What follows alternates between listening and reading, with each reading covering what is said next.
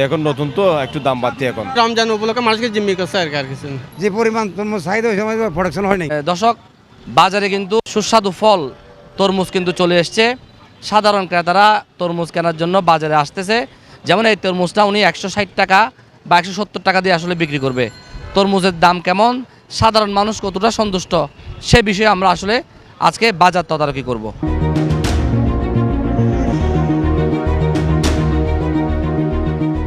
একটা মিডিয়াম সাইজের একটা তরমুজ দাও। হ্যাঁ, এটা কত হলে দিবা? কত? ছোটো একটা তরমুজ 250 টাকা, দেখছেন নি কেন? আমার কাছে প্রথমে চাইছি 300 টাকা। এটা আমি মানে 200 পর্যন্ত 20 পর্যন্ত চাইছি, কিন্তু উনি আমাকে দিচ্ছেন। রমজান উপলক্ষে মানুষকে জিম্মি করছে আর কিছু। এখন নতুন তো একটু দাম বাড়তি এখন। গতবার রমজানের তরমুজে একসাথে হয়ে গেছিল, কিন্তু এইবার তরমুজের রমজান একটু তফাৎ থাকে, যার কারণে একটু দাম বাড়তি এবার। এটা মনে করেন এই মালটা যদি 160 টাকা কিনা হয়, এটা মুসলমান না তো?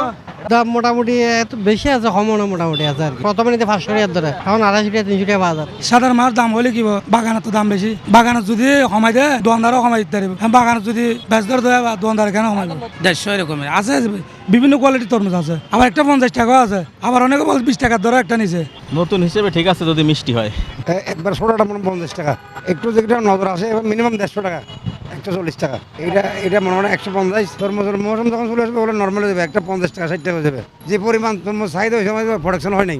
দর্শক, তরমুজের মৌসুম শুরু হওয়ার আগেই বাজারে হরেক রকমের তরমুজ কিন্তু চলে এসছে।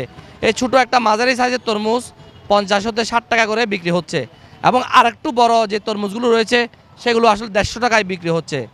সাধারণ ক্রেতারা বলছেন এই রমজান মাসে যাতে যে তরমুজ রয়েছে ইফতারের সময় এটি খুব গুরুত্বপূর্ণ, খাওয়ার জন্য খুব বেশি সুস্বাদু, যে জন্য তরমুজের চাহিদা রয়েছে। তাই সাধারণ ক্রেতারা তরমুজের দাম একটু কমানোর তাগিদ দিয়েছেন। চট্টগ্রামের বদরহাট বাজার থেকে মোহাম্মদ রবিল হোসেন, 24 টিভি।